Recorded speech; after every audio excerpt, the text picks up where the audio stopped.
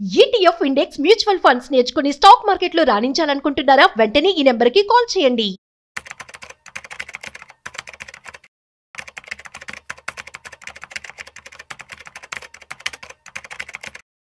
నమస్తే సుందరరామరెడ్డి గారు. నమస్తే సార్. వెరీ ఇంపార్టెంట్లీ ఈ మార్కెట్ హ్యూజ్ బ్లడ్ బాత్ ఏదైతే మనం చూస్తున్నామో, ఇన్ఫాక్ట్ ఇలాంటి కైండ్ ఆఫ్ ఫాల్ లో చూసుకుంటే చాలా కంపెనీస్ అసలు ఎక్కడ కూడా బ్రేక్ లేకుండా కంప్లీట్ గా ఫాల్ అయిపోతున్నాయి. 10%, 20% చాలా.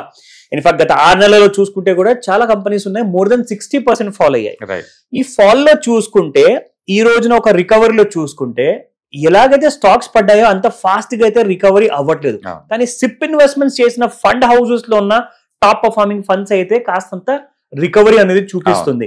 సో దీన్ని చూసి ఎలా అర్థం చేసుకోవాలి అంటారో ఈ మన చూసే ప్రేక్షకులంతా, what is safer and what is better?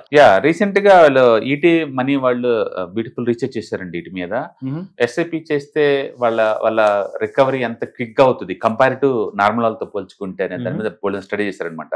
Actual నేను ఎట్లాంటి పానిక్ అటాక్ స్టాక్ మార్కెట్ కొత్త ఏం కాదు. అవును, ఈ హిస్టారికల్ డేటా మనం చెక్ చేసుకుంటే number of times, suppose single day నేను పాలు చెప్తున్నా, సింగిల్ డే పాలు 2020 కోవిడ్ అప్పుడు సింగిల్ డే కి 12% డ్రాప్ అయింది మార్కెట్. 12.75 single day. ఎప్పుడు March 23, 2020 single day fall. And May 17, 2004 లో సింగిల్ డే పాల్ 12% అండి. వాజ్పేయి గవర్నమెంట్ డ్రాప్ అయినప్పుడు పార్లమెంట్ మెజారిటీ తక్కువ అయిపోయి. అండ్ 2008 జనవరి 21 లో గ్లోబల్ ఫైనాన్స్ క్రైసిస్ అప్పుడు 10% డ్రాప్ అయింది. ఆ తర్వాత మార్చి 31, 1997 లో ఏషియన్ ఫైనాన్స్ క్రైసిస్ 7% డ్రాప్ అయింది. ఈ లెక్కను చూసుకుంటే 6% నుంచి 12% సింగిల్ డే డ్రాప్స్ ఉన్నాయి హిస్టారికల్ డేటా చూసుకుంటే. ఓకే, ఇంత డ్రాప్ అయితే ఈ టైంలో మనం ఎస్ఐపీలు కానీ కంటిన్యూ చేసుకుంటే, ఆప్కుండా కానీ కంటిన్యూ చేసుకుంటే మనకు వచ్చే అడ్వాంటేజ్ ఏంటంటే, మార్కెట్ డ్రాప్ అయినప్పుడు ఏంటంటే ఎవ్రీ మంత్ వీళ్ళు కమిట్మెంట్ ఇస్తారు కదా, 5,000, 10,000 అనేది ఎక్కువ యూనిట్లు వస్తుంది తక్కువ రేటు దగ్గర. అది మార్కెట్ రికవరీ అయిందనుకోండి, మామూలుగా మార్కెట్ తో పట్టే మూవ్ అవుతూ ఉంటుంది. యాక్చువల్ గా మనం అబ్జర్వ్ గా చేసాం అనుకోండి, కోవిడ్ క్రాష్ అప్పుడు మార్కెట్ రికవరీ కావడానికి 7 months పట్టింది. పడ్డ మొత్తం మళ్ళీ తిరిగి అదే ప్లేస్ కి రావడానికి 7 months పట్టింది. ఎస్ఐపి వాళ్ళు చేసిన వాళ్ళు రికవరీ కావడానికి జస్ట్ 4 months పట్టింది. ఓకే, ఎవరైతే ఎస్ఐపీలు ఇన్వెస్ట్మెంట్ చేస్తుంటారో వాళ్ళు మార్కెట్ ని బీట్ చేస్తున్నారు ఈజీగా. ఎందుకు అలా జరిగిందంటే, మార్కెట్ పడ్డప్పుడు వీ షేప్ తో పడ్డా సరే వీళ్ళు ఎవ్రీ మంత్ ఎస్ఐపీలు చేస్తున్నారు కదా, కింద పడే కింద ఎక్కువ యూనిట్ గ్యాదర్ అవుతున్నాయి. పైకి మార్కెట్ పెరుగుతున్నప్పుడు ఏంటంటే ఎక్కువ యూనిట్లు ఉన్న సర్కిల్ మనీ ఎక్కువ గ్యాదర్ అవుతుంది, ప్రాఫిట్ అనేది ఫాస్ట్ గ్రో అవుతుంది. జస్ట్ 4 months రికవర్ అయిందండి కోవిడ్ అప్పుడు ఎవరైతే ఎస్ఐపీలు చేశారో వాళ్ళందరూ. అట్లా హిస్టారికల్ డేటా మనం ప్రతిసారి చూసినట్టు లెక్కేసుకుంటే, అండ్ కోవిడ్ అప్పుడు 7 months రికవరీ కాస్త 4 months ఎస్ఐపీ వాళ్ళకి. అండ్ స్లో డౌన్ చైనాలో జరిగినప్పుడైతే రికవరీ కావడానికి 8 months పట్టింది. ఎస్ఐపి వాళ్ళకి 3 months పట్టింది రికవరీ.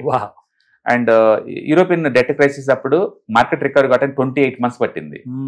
ఎస్ఐపి వాళ్ళకి జస్ట్ 5 months పట్టిందండి. That's a very smart move. ఎందుకంటే ఎంత క్విక్ గా పెడితే అన్ని ఎక్కువ యూనిట్లు గ్యాదర్ చేస్తున్నారు, రికవరీ అప్పుడు త్వరగా అవుతుంది వాళ్ళకి, ఎందుకంటే తక్కువ రేటుకి ఎక్కువ యూనిట్లు కాబట్టి.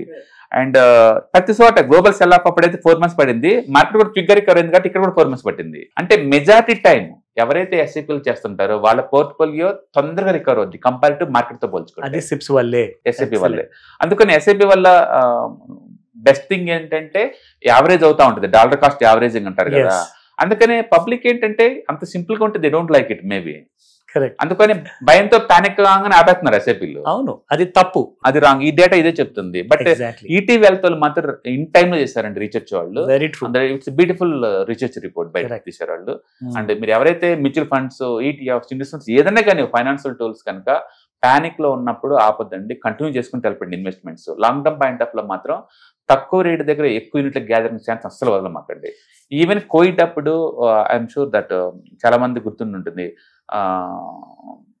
Rakesh Jhunjhunwala Tata communication almost 60% drop అయింది. ఆ టైంలో 2% స్టేక్ తీసుకున్నాడు. ఆ టైంలో వండర్ఫుల్ డిసిషన్ అది. యాక్చువల్గా ఆల్మోస్ట్ 5x అయిందండి తర్వాత, with in 5 years 5x. Okay, even Warren Buffett కూడా బ్యాంక్ ఆఫ్ అమెరికా కొన్నది ఫైనాన్షియల్ క్రైసిస్ అప్పుడు. తర్వాత ఆల్మోస్ట్ దానికి 10x ఏం వచ్చిందండి. అందుకని ఎప్పుడైనా పానిక్ లో ఉన్నప్పుడు మంచి బిజినెస్ హౌస్ తక్కువ రేట్ దొరుకుతున్నప్పుడు దాని పంటలో మంచి మీనింగ్ ఉంటుంది. So be greedy. అవును, అందుకని ఇలాంటి పానిక్ లో పర్మనెంట్ కాదనే విషయం అందరూ తెలుసు. ఎందుకంటే హిస్టరీలో తిరిగేస్తే బోల్డ్ అని ఎగ్జాంపుల్స్ ఉన్నాయి. అందుకని హిస్టరీకల్ మనం చెక్ చేసుకునే కొద్దీ నీకు ఆన్సర్ దొరుకుతుంది తర్వాత ఏం జరిగింది నెక్స్ట్ అనేది. కాబట్టి ఎస్ఐపీలు ఎవరు కంటిన్యూ చేయండి, ఎవరు ఆపొద్దు. అండ్ మార్కెట్ లో పట్టడం, లేవటం, రికవర్ అవటం ఇవన్నీ మామూలే. బిజినెస్ ఇవన్నీ తట్టుకొని అన్ని అబ్జర్వ్ చేసుకుంటూ ముందుకు పోతా ఉంటాయి. కాబట్టి don't stop the SIPs, keep on continue. కాబట్టి మనకి ఎక్కువ బెనిఫిట్ అవుతుంది. అండ్ ఈ స్టడీ వల్ల ఏంటంటే మార్కెట్ తో పోల్చుకుంటే మనమే త్వరగా రికవర్ అవుతున్న విషయం కూడా ప్రేక్షకులకు అర్థం అవుతుంది. ఇట్స్ ఎ గ్రేట్ ఎగ్జాంపుల్ అండి. పానిక్ లో మార్కెట్ లో మీ డబ్బులతో పాటు ఇంకొక అదనపు పెట్టుబడిగా ఏది చేయాలి అంటే అది మీ ధైర్యాన్ని. సో మీ ధైర్యంతో పాటు మీరు పెట్టుబడి పెట్టాలనుకోండి, కంపల్సరీగా రిజల్ట్ కూడా అలాగే ఉంటుంది. Great information sir, thank you very much. Hi, markets చాలా వాలటిలిటీ ఉన్నాయని భయపడుతున్నారా? మార్కెట్ ఆల్ టైమ్ హైలో ఉందని దూరంగా ఉండాలనుకుంటున్నారా? ఏది రైట్ టైం మార్కెట్లో ఎంటర్ అవడానికి, ఏది బెస్ట్ టైం మార్కెట్లోంచి బయటకు పోవడానికి తెలుసుకోవాలనుకుంటున్నారా?